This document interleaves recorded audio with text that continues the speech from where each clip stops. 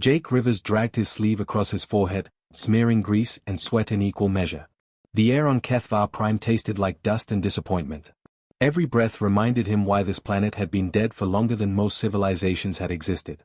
His boots crunched over broken stone as he picked his way through what might have once been a city. Now it was just rubble and shadows. The salvage company that hired him had been pretty clear about the job. Go to the dead planet. Scan for anything valuable. Don't ask questions. And most importantly, don't expect a rescue if things went sideways. Typical, Jake said to nobody in particular. He kicked at a chunk of debris, watching it skitter across the cracked ground. Send the human to do the dirty work.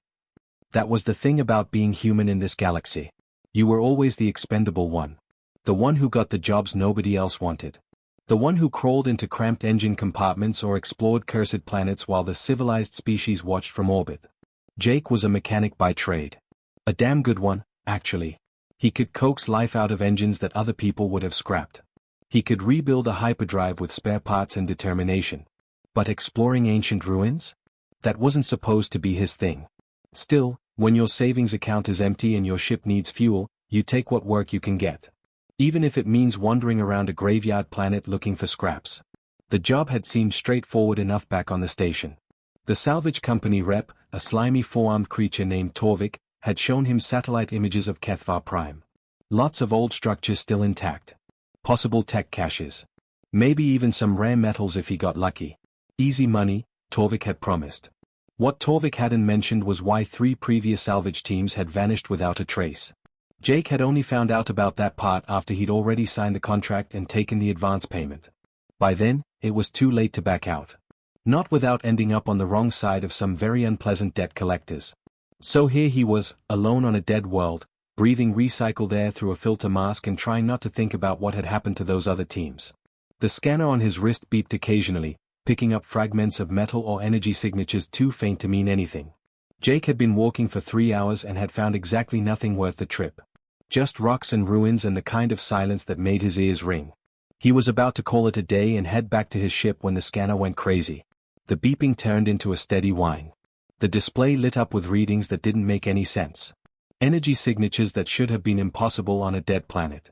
Jake stopped walking and stared at the device, wondering if it had finally broken. Then he looked up and saw it. The structure rose out of the ruins like a mountain made of metal and stone. It was massive, easily 10 stories tall, and completely unlike anything else he'd seen on this planet. Where the other ruins were crumbled and worn, this thing looked almost new. The surface was smooth, polished to a dark sheen that reflected the dying light of HFY's sun. Jake felt his pulse quicken. This was it. This was the kind of find that could set him up for life. No more scraping by on repair jobs. No more dealing with people like Torvik. He approached slowly, scanner held out in front of him like a shield. The readings were still going haywire. Whatever this structure was, it was putting out more energy than his ship's reactor. The closer he got, the more details he could make out. The walls were covered in symbols, carved deep into the surface. Not random scratches or decorations. These were words. Instructions. Warnings, maybe. Jake had seen a lot of alien writing in his years bouncing around the galaxy. He could recognize Krell script and Torvian glyphs and even a bit of ancient Nexian. But this? This was something else entirely. The symbols seemed to shift and change as he looked at them, like they couldn't decide what language they wanted to be. His scanner beeped again, more urgently this time. The display showed a doorway directly ahead, even though Jake couldn't see one. He moved closer, running his hand along the smooth wall. Nothing. Just solid metal or stone or whatever the hell this thing was made of. Jake pulled out his toolkit, thinking maybe he could find a seam or a control panel. Something that would explain how to get inside. As he worked, dust from the ruins swirled around him, kicked up by the dry wind that swept across the planet. The dust got everywhere. In his hair. On his clothes. Up his nose. He felt the tickle building and tried to hold it back. The last thing he needed was to sneeze with his filter mask on. But the dust was relentless, and his body decided that right now, right this second, it absolutely had to clear his sinuses. Jake yanked the mask down and sneezed. It wasn't a polite sneeze. It was the kind of full-body, explosive sneeze that left you seeing stars. Drops of saliva and mucus sprayed across the pristine surface of the structure. Gross, Jake muttered, wiping his nose with the back of his hand. He reached for his mask, embarrassed even though there was nobody around to see. Then the wall started glowing. Jake froze, hand halfway to his face, as blue light spread out from where his sneeze had landed. The symbols on the wall lit up, brighter and brighter, until he had to squint against the glare. A sound built in the air around him. Deep and resonant, like a voice speaking from the bottom of a well. Jake couldn't make out words at first, just the overwhelming sense of something vast and ancient waking up after a very long sleep. His scanner exploded in a shower of sparks. Jake stumbled backward, shaking his hand and swearing. The light from the wall was blinding now, and the sound had become a roar that he felt in his chest. Then, suddenly, everything stopped. The light dimmed to a soft glow. The sound faded to silence. Jake stood there, breathing hard, his heart hammering against his ribs. And then the voice spoke. It was clear now. Perfectly understandable. Speaking English with an accent Jake couldn't quite place. The words seemed to come from everywhere at once, from the walls and the ground and the air itself. Genetic signature confirmed. The heir has returned. Welcome home, inheritor. Jake's brain stuttered to a halt. He looked down at his hand, still tingling from the destroyed scanner. Then at the glowing wall. Then at the spot where he'd sneezed. Oh, you've got to be kidding me, he whispered. The symbols on the wall were moving now, flowing like water, rearranging themselves into new patterns. A seam appeared in the supposedly solid surface, running from ground to ceiling. The seam widened, and Jake realized he was looking at a door. A door that was opening. Light spilled out from inside, cold and blue and beautiful. Jake could see a corridor beyond, stretching away into impossible distances. The walls inside glowed with the same symbols, pulsing like a heartbeat. Every instinct Jake had was screaming at him to run. To get back to his ship and leave this planet and never look back. Whatever this was, it was way above his pay grade. But another part of him, the part that had kept him alive in a galaxy that didn't think much of humans, was curious. That voice had called him heir. Inheritor. Like he was supposed to be here. Like he belonged. Jake looked back at the ruins stretching behind him. Empty. Dead. Nothing there but ghosts and questions. Then he looked at the open door and the glowing corridor beyond. Well, he said, trying to keep his voice steady, I'm already having the worst day ever. Might as well see where this goes. He took a step forward. Then another. The light from inside didn't hurt his eyes anymore. It felt almost warm, welcoming. Jake crossed the threshold. Behind him, the door sealed shut with a boom that echoed across the dead planet. Jake slammed his fist against the door one more time, even though he knew it was pointless. The metal didn't even vibrate. It was like hitting a mountain. Behind him, the corridor stretched into the distance, lit by thin strips of blue light that ran along the walls. The lights pulsed slowly, steadily, like a sleeping giant's heartbeat. Great, Jake said to the empty air. Just perfect. Trapped in an alien tomb because I couldn't hold in a sneeze. Mom would be so proud. He tried his communicator next, but it was completely dead. Not even static. Whatever this place was, it didn't want him talking to the outside world. His backup scanner was just as useless, the screen black and lifeless. Jake stood there for a moment, considering his options. He could stay here and wait for rescue that probably wasn't coming. Or he could move forward and see where this corridor led. Neither option was great, but at least one of them involved doing something. Forward it is, he muttered, and started walking. The corridor was wider than it had looked from outside. Jake could have driven a small transport through here without scraping the walls. His footsteps echoed in the silence, and he found himself walking softer, trying not to disturb whatever lived in this place. The lights responded to him as he moved. They brightened when he got close, dimmed when he passed. It was like the whole structure was aware of him, tracking his movement through its halls. After what felt like forever but was probably only 10 minutes, the corridor opened up. Jake stopped dead in his tracks. The chamber in front of him was huge. Not just big, but massive in a way that made his brain hurt trying to process it. The ceiling disappeared into darkness somewhere far overhead. The walls curved away in all directions, and Jake realized he was standing at the edge of something that might be a perfect sphere. Then the displays came to life. Holographic screens materialized out of thin air, hundreds of them, filling the space with light and color. Star maps spun slowly in 3 dimensions. Streams of data scrolled past in languages Jake had never seen before. Mathematical equations floated like constellations. Diagrams of machines and ships and things he couldn't even begin to identify flickered and changed. Jake took a step back, overwhelmed. The displays seemed to notice him noticing them. One by one, the alien languages began to shift. Letters morphed and rearranged themselves, flowing like water until suddenly, impossibly, Jake could read them. English. They were all in English now. Okay, Jake said slowly. That's new. A sound made him turn. It was soft, like wind chimes or distant music. Light was gathering in the center of the chamber, pulling itself together into a shape. A human shape. Jake's hand dropped to the tool belt at his waist, even though he knew his plasma cutter wouldn't do much good against whatever this was. The light solidified into a figure. It looked human, mostly. 2 arms, 2 legs, a head in the right place. But it was made entirely of light, translucent and glowing with that same blue radiance that filled the corridors. Jake could see through it to the displays beyond. The figure turned to face him. It had features now, though they were soft and indistinct. Like someone had tried to sculpt a person but hadn't quite finished the details. Greetings, Inheritor, the figure said. The voice was strange.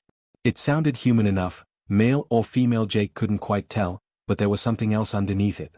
Like multiple voices speaking in perfect harmony, or an echo that came before the sound. Jake opened his mouth. Closed it. Opened it again. I'm sorry, what? I am Keeper Velnath, the figure continued, its voice calm and patient. Guardian of this archive. Custodian of knowledge. I have maintained this facility for 50,000 years, waiting for your return. Listen, Jake said, holding up his hands. I think there's been some kind of mistake. I'm not whoever you think I am. I'm just a mechanic. I was salvaging scrap metal when I sneezed on your door. That's literally it. Velnath tilted its head, and Jake had the distinct impression it was amused even though its face didn't really change. There is no mistake, Jake Rivers, Velnath said. How do you know my name?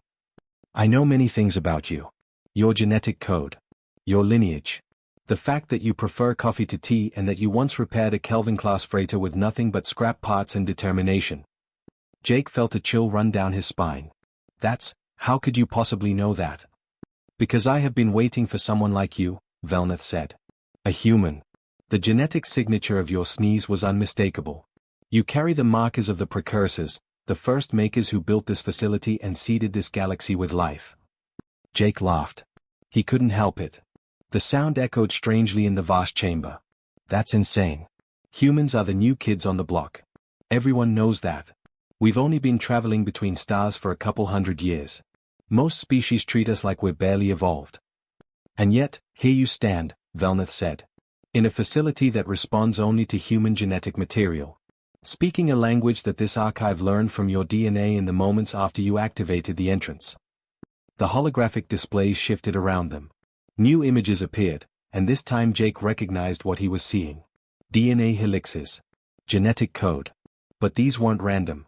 They were arranged in a pattern, and at the center of that pattern was a sequence Jake had seen before in biology textbooks. Human DNA. The precursors were your ancestors, Velnath explained. They existed over 50,000 years ago, long before any of the current galactic civilizations rose to power. They were the first and only species to naturally evolve advanced intelligence in this galaxy. Jake stared at the displays, his mind racing. If they were so advanced, what happened to them? Where did they go? That is a question with a complex answer, Velnath said. But first, you must understand what they did while they were here. The precursors created life, Jake. They seeded empty worlds with the building blocks of evolution. They guided the development of hundreds of species across thousands of planets. More displays appeared. Jake saw worlds he recognized. Krell Prime, with its purple oceans. Torvin, with its triple moons. Nexus, the trading hub at the galaxy's core. And on each world, different species. The reptilian Krell. The insectoid Torvians. The crystalline Nexians. They used their own genetic code as the template, Velnath continued. Every sentient species in this galaxy carries echoes of human DNA. Modified, adapted, evolved in different directions, but all ultimately descended from the same source. Jake felt like the floor was tilting under his feet. You're telling me that humans created every alien species I've ever met? Your ancestors did, yes, Velnath said. That is why your biology seems unusual to other species. Why you can eat such a wide variety of foods. Why you heal from injuries that would kill others. Why you can adapt to environments that would challenge species supposedly more advanced than you. You are not the copy. You are the original template. Jake walked to one of the displays, reaching out to touch it. His hand passed through the hologram, but the image responded, zooming in to show more detail. He saw comparative anatomy. Humans and Krell, side by side. Different on the surface, but underneath, the bone structure was eerily similar. The organ placement. The basic body plan. This is why the galaxy treats humans the way they do, Velnath said quietly. On some deep, unconscious level, they know. They sense that humans are different. That you don't quite fit the pattern of how species should evolve. It makes them uncomfortable. Suspicious. And this place? Jake asked, turning back to the glowing figure. What is this? This is a vault, Velnath said. One of 7 scattered across the galaxy. Each contains a portion of the Precursor's legacy. Technology. Knowledge. Genetic keys that unlock abilities coded into human DNA. They were sealed with locks that could only be opened by someone of pure human lineage. But why?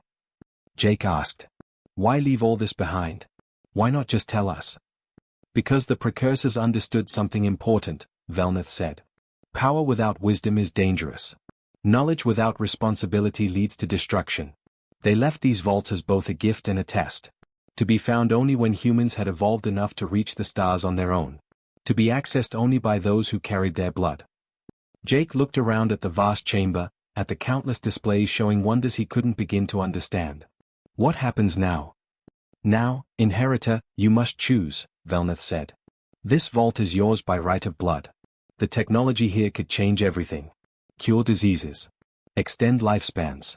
Give humanity abilities that would make them equals to any species in the galaxy. That sounds great, Jake said. So what's the catch? Velnath's form flickered slightly. The moment you activated this facility, energy signatures were detected across the galaxy. Governments. Corporations. Military forces. They all know something has awakened on Kethvar Prime. And soon, they will know that a human was responsible. Jake felt his stomach drop. They're coming, aren't they? Yes, Velnath said. The Krell Dominion has already dispatched a fleet. They will arrive within hours. And they will not come to talk. Jake's head felt like it was splitting open. Information flooded his brain faster than he could process it. Engineering schematics for machines he'd never seen. Mathematical formulas that somehow made perfect sense even though he'd barely passed high school algebra. Weapons systems.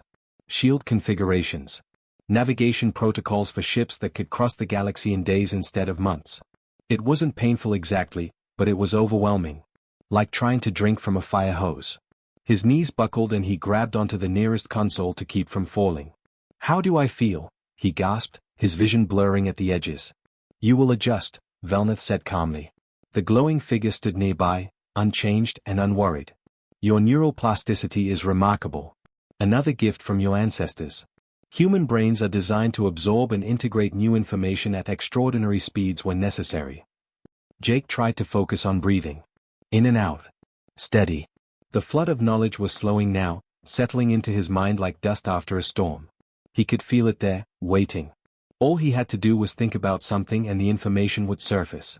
How to repair a hyperdrive. How to calculate a jump trajectory through unstable space. How to operate weapons that hadn't been fired in 50,000 years. This is insane, Jake muttered. This is survival, Velnath corrected. Now, we must address the Krell. The holographic display shifted, showing a view of space above Kethvar Prime. Jake's breath caught in his throat. 3 massive ships hung in orbit like metal sharks circling prey. Each one was easily a mile long, bristling with weapons and armor plating thick enough to shrug off conventional missiles. Even as Jake watched, bright flashes erupted from the ship's gun ports. Seconds later, explosions blossomed across the planet's surface. The Krell were bombarding the ruins, trying to destroy the vault with Jake still inside it. They work fast, Jake said, his mouth dry. The Krell have ruled this sector for 10,000 years, Velnath explained. They built their empire on the ruins of civilizations that came before. Their history speaks of the Precursors with fear and reverence. Ancient texts warn of the first makers and the power they wielded. Another barrage of weapons fire lit up the displays. The ground shook, dust raining from the ceiling high above. But the vault held. Whatever it was made of, it could take a beating. They don't want humanity to discover its true nature, Velnath continued. If humans learned what you have learned, if they gained access to all 7 vaults, the balance of power in this galaxy would shift dramatically. The Krell would lose their position as the dominant military force. Jake straightened up, testing his legs. The dizziness was fading. His head still ached, but it was manageable now. He looked at the displays showing the 3 warships and felt something strange stirring in his chest. Not fear, though he probably should have been terrified. Something else. Anger, maybe. Or determination. Can we fight them? He asked. Velnath turned to face him fully. This facility has defensive systems. They have not been activated in millennia, but they were built to last. The precursors did not leave their legacy unguarded. Show me, Jake said. The displays changed again. This time Jake saw schematics of the vault itself, but from a different perspective. Underground chambers he hadn't explored. Weapon silos hidden beneath the surface. Shield generators that could project barriers strong enough to withstand a direct hit from a star. And drones. Hundreds of sleek, deadly drones waiting in underground hangars. Jake stared at the information, and somehow he understood all of it. He knew how the drones operated. How the shields worked. How to target the Krell ships with weapons that made their technology look like children's toys. I need to access the central command, he said. The words came out automatically, pulled from the knowledge Velnath had dumped into his brain. Follow me, Velnath said. They moved through corridors Jake hadn't seen before. The vault was massive, much larger than he'd realized. Rooms and passages branched off in all directions, all of them empty and waiting. It felt less like a tomb and more like a fortress that had been mothballed, ready to wake up at a moment's notice. The central command chamber was smaller than the archive room but no less impressive. A single console stood in the center, surrounded by holographic controls that flickered to life as Jake approached. Place your hands on the interface, Velnath instructed. Jake did. The moment his skin touched the cool surface, he felt the entire facility connect to him. It was like the vault had become an extension of his own body. He could sense every room, every system, every weapon waiting to be activated. The planet shook again as another bombardment struck. Jake gritted his teeth and dove into the systems. Activating defense grid, he said, his hands moving across holographic controls he somehow knew how to operate. Bringing shield generators online. Powering up the drone hangars. Above them, across the surface of Kethvar Prime, hidden hatches slid open. Shields shimmered into existence, domes of energy that turned the Krell's weapons fire into harmless light shows. And from underground silos, the drones launched. They were beautiful in a terrible sort of way. Sleek silver teardrops that moved like nothing Jake had ever seen. They didn't fly so much as dance through the air, weaving impossible patterns as they climbed toward space. On the displays, Jake watched the Krell ships react. Turrets swiveled to track the drones. Point defense systems opened fire, filling space with a web of laser fire and projectiles. The drones moved through it all like smoke through a screen door. Impossible, a voice said, and Jake realized one of the displays was showing the bridge of the lead Krell warship. The commander was a massive reptilian creature, scales the color of rust, with cold yellow eyes that widened in shock as the drones closed in. Human, the Krell commander hissed, its voice translated by the vault systems. You have activated technology you do not understand. Power down your systems immediately and surrender. You will be permitted to live as a subject of the Dominion. Jake felt that anger flare brighter in his chest. He'd spent his whole life being treated like a second-class citizen by species like the Krell. Being told humans were weak. Primitive. Lucky to even be allowed in space. Being given the worst jobs, the most dangerous contracts, the least respect. And now this overgrown lizard wanted him to surrender? Here's my counteroffer, Jake said, his voice steady and cold. Leave this system now, or find out why your ancestors were terrified of mine. The Krell commander's eyes widened further. Its mouth opened, showing rows of sharp teeth. You dare threaten the Dominion? We will crush. Jake didn't let it finish. With a thought, he directed the drones to disable the Krell ships. Not destroy them. He could have. The weapons at his disposal could have turned those warships into expanding clouds of plasma. But Jake was a mechanic at heart. He fixed things. He didn't break them unless he had to. The drones moved with precision that seemed impossible. They sliced through armor like it was paper, targeting specific systems. Weapon banks exploded as their power feeds were severed. Engine clusters went dark as critical components were removed. Shield generators failed, leaving the ships vulnerable and helpless. It took less than 3 minutes. 3 warships that had ruled this sector through fear and military might, reduced to floating scrap metal by machines that were older than their entire civilization. On the display, The Krell commander sat frozen in its command chair. The bridge around it was dark, lit only by emergency lights. Smoke drifted through the air. Crew members scrambled to restore systems that weren't coming back online. Impossible, the commander whispered. The legend spoke of this. The weapons of the first makers. But we thought they were myths. Stories to frighten children. They weren't myths, Jake said quietly. And I'm not your enemy. But I'm not your subject either. Tell your government what happened here. Tell them that humanity has returned to the stars. And tell them we're not interested in conquest or domination. We just want to be left alone. The Krell commander looked directly at the camera, its yellow eyes meeting Jake's gaze across the void. They will not listen, human. They will fear you. And fear makes empires do terrible things. The transmission cut out. Jake stood at the console, his hands still resting on the controls. Around him, the drones returned to their hangars. The shields powered down. The vault settled back into watchful silence. That went well, Jake said, though his voice shook slightly. You showed remarkable restraint, Velneth observed. You could have destroyed them. Yeah, well. I'm a mechanic. I'd rather fix things than break them. Jake turned away from the console, his legs suddenly feeling weak. How long before word spreads? It already has, Velneth said. The Krell transmission was not encrypted. Every ship within 50 light-years heard what happened. By tomorrow, the entire galaxy will know that a human activated a precursor vault and defeated 3 Krell warships. Jake closed his eyes. So I'm a target now. Yes, Velneth said simply. But you also have knowledge and power that can protect you. And there are 6 more vaults waiting to be found. Jake's stomach lurched as the precursor ship dropped out of hyperspace. 1 second he was traveling faster than light through dimensions that didn't have names. The next, he was staring at Earth through the viewport, and his home planet had never looked so vulnerable. Alarms shrieked through the cockpit. The ship's sensors were going crazy, detecting dozens of vessels in orbit. Jake's hands flew across the controls, calling up tactical displays that showed him exactly what he was dealing with. It was worse than he'd feared. The quarantine fleet surrounded Earth like a noose. Warships from at least 12 different species, all holding position in a perfect blockade formation. Krell destroyers with their distinctive angular hulls. Torvian carriers that looked like massive metal insects. Nexian cruisers that shimmered with barely contained energy. Even a few species Jake didn't recognize, ships from the outer reaches of the galaxy that rarely got involved in core world politics. They were all here. All of them united by one single goal, make sure humanity stayed exactly where it was. Unidentified vessel, a voice crackled over his communicator. Cold. Official. Speaking English with a translator's flat accent. You are entering restricted space. Power down your engines immediately and prepare to be boarded. Jake looked at the fleet arrayed against him. Hundreds of weapons tracking his ship. Any one of those vessels could have blown him out of space with a single volley. Then he looked at Earth below. Blue and green and beautiful.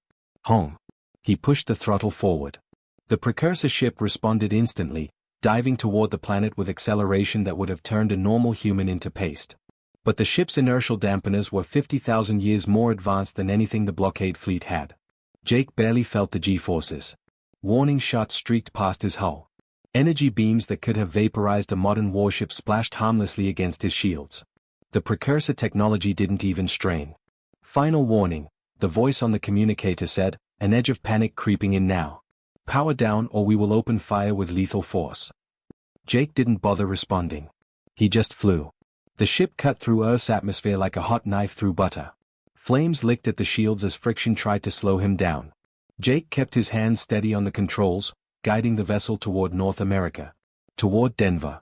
He landed in a park just outside the city, the ship settling onto grass that immediately caught fire from the heat of reentry. Jake didn't wait for things to cool down. He activated the exit ramp and ran. Security forces were already converging on his position. Black vehicles with flashing lights. Helicopters overhead. Armed soldiers taking positions around the park. Jake put his hands up before anyone could get trigger happy. My name is Jake Rivers, he shouted over the noise. I'm human, I'm American, and I need to speak with the president right now. It's a matter of planetary survival. That got their attention. Within 20 minutes he was in an armored transport, racing through Denver streets. Within 40 minutes he was being scanned, searched, and questioned by increasingly nervous security personnel. And within an hour, Jake found himself sitting in a conference room in the heart of Earth's unified government headquarters. The room was packed. Military officers in pressed uniforms covered in medals and rank insignia. Politicians in expensive suits who all had that same calculating look in their eyes. Scientists with tablets and recording devices, already taking notes. And at the head of the table, a woman in her 50s with steel-gray hair and eyes that missed nothing. President Emily Carter. Leader of the unified Earth government. The most powerful human in existence. She looked at Jake like he was a bomb that might go off at any moment. "Mr. Rivers," she said, her voice calm but carrying an undertone of steel. "You've caused quite a stir. There's a fleet in orbit that seems very interested in where you've been and what you've been doing. They're demanding we hand you over immediately. They say you've activated ancient weapons. That you attacked a Krell battle group." "I disabled them," Jake corrected. "Didn't destroy them. Just took out their weapons and engines."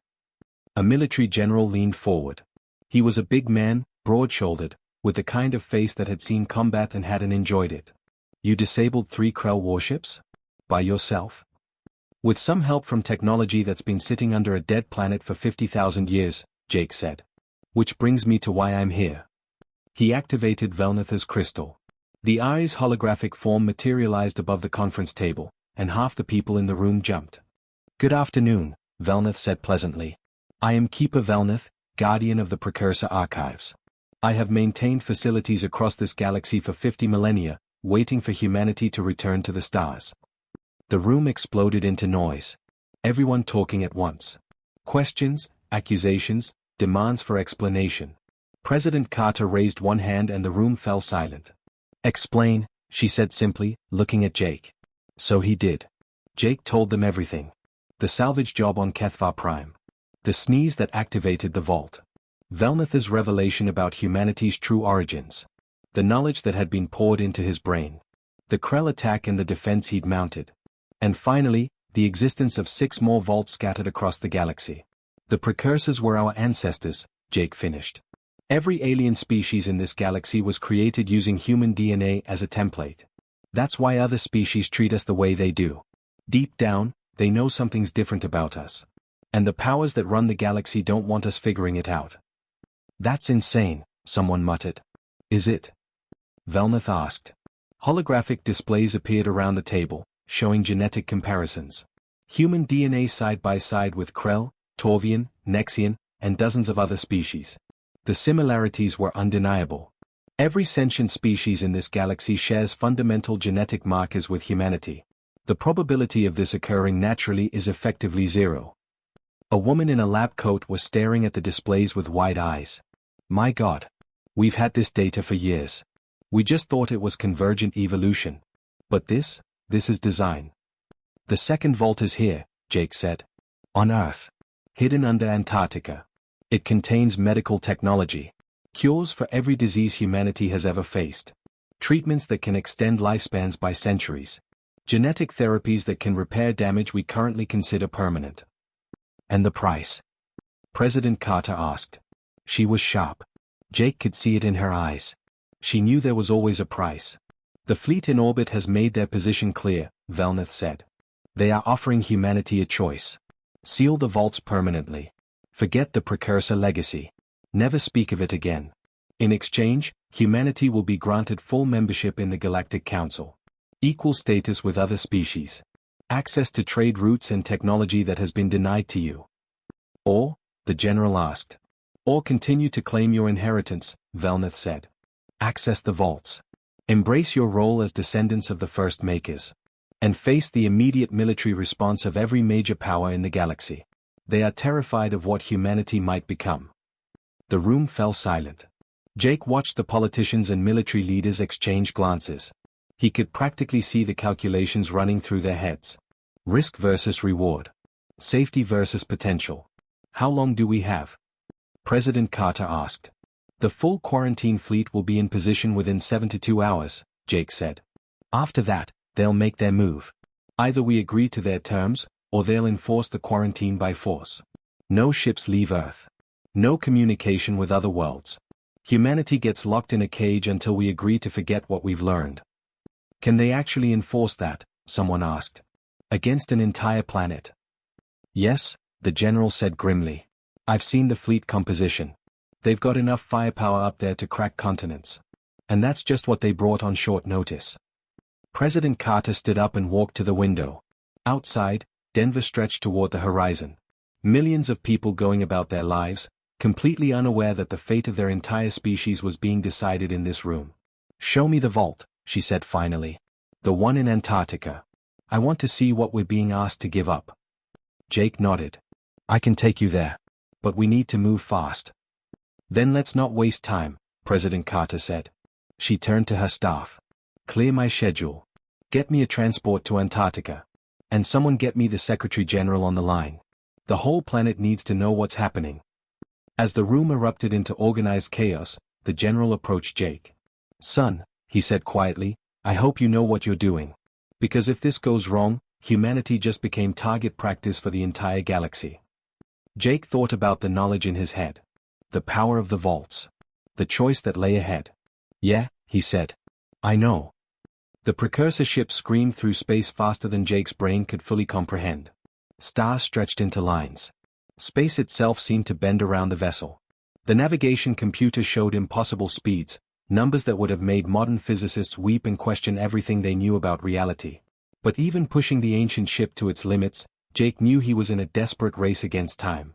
Behind him, back on Earth, President Carter had made the choice. She'd activated the Antarctic Vault and done something that shocked the entire galaxy. She'd broadcast all the medical knowledge freely to every species, no strings attached. A gesture of goodwill that had fractured the quarantine fleet, with many ships standing down. But not the Krell. The Krell Dominion had responded to humanity's generosity with rage and fear. Their battle fleet was already moving toward Earth, weapons armed, ready to destroy what they couldn't control. Earth's hastily upgraded defenses would hold for a while, but not forever. Which meant Jake needed to find the third vault. The arsenal. Fast. How much longer? Jake asked, watching the displays show a star system ahead that looked like nothing he'd ever seen. 3 minutes to arrival, Velneth said. The eye's holographic form stood beside him in the cockpit, calm as always. "Prepare yourself, Inheritor. What you are about to see will change everything." The ship dropped out of hyperspace and Jake's breath caught. A neutron star spun ahead of them, a tiny remnant of a collapsed sun that packed more mass than most normal stars into a sphere barely 10 miles across. It rotated hundreds of times per second, dragging space-time around it like a whirlpool. Jets of radiation sprayed from its poles, deadly beams that would cook any living thing in seconds. The gravitational pull was insane. Jake could see it on his senses, space itself warping and bending around the tiny star.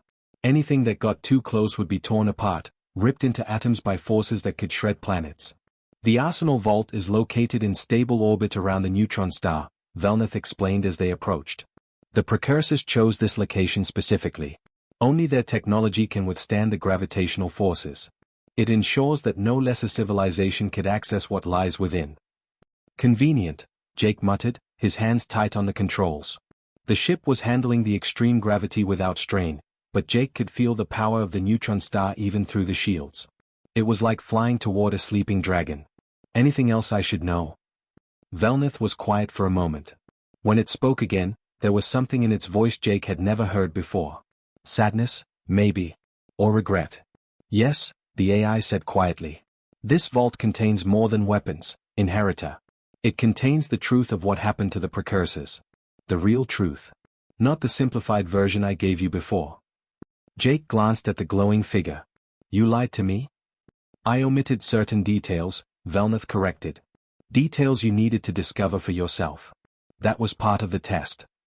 Before Jake could ask what that meant, the ship's sensors locked onto something. A structure in orbit around the neutron star, holding position in space that should have been impossible.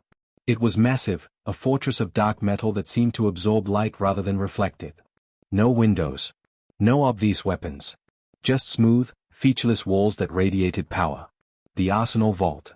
Jake guided the ship closer, fighting the gravitational currents that tried to pull them off course. The vault grew larger in the viewport until it filled his entire field of vision.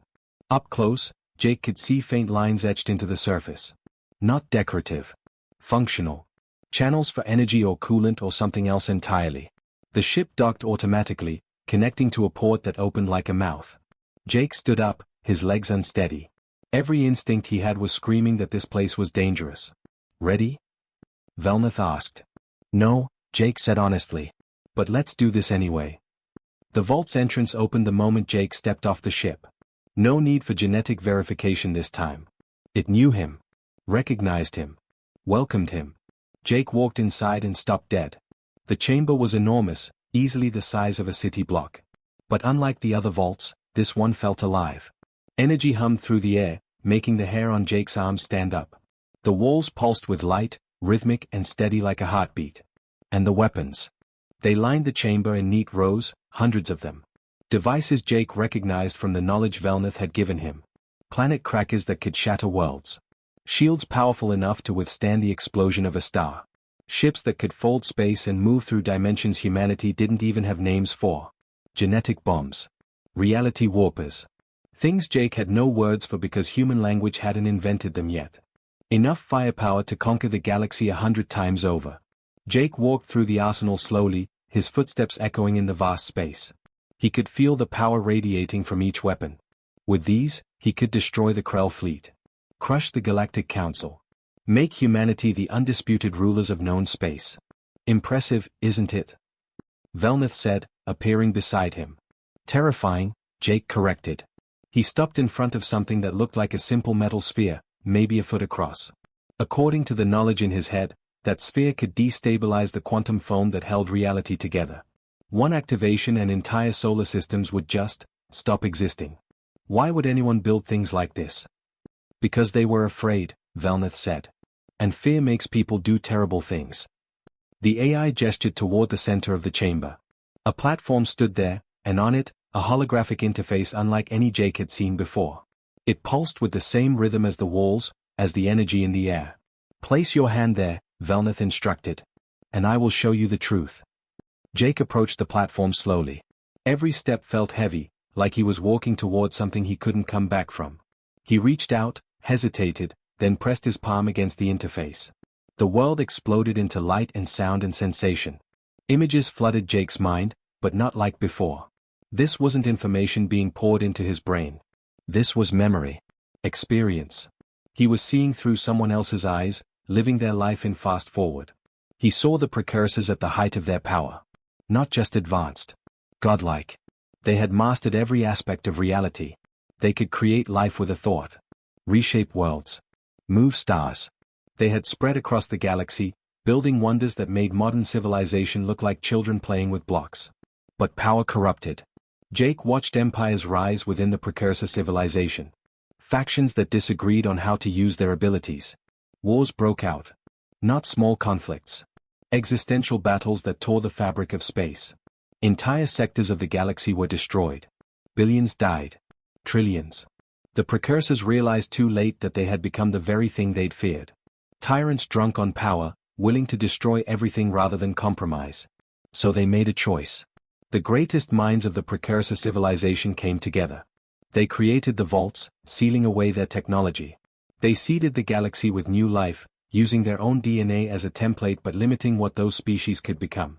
Ensuring they would evolve slowly, carefully, with time to develop wisdom alongside power.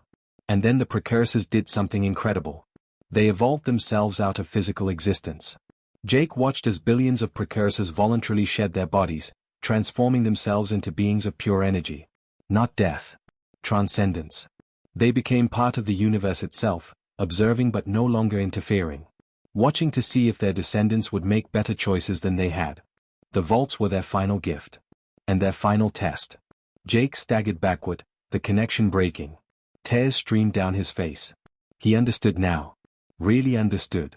They left because they had to, he whispered. Because they couldn't trust themselves with that much power. Yes, Velneth said softly. And now you face the same choice they did.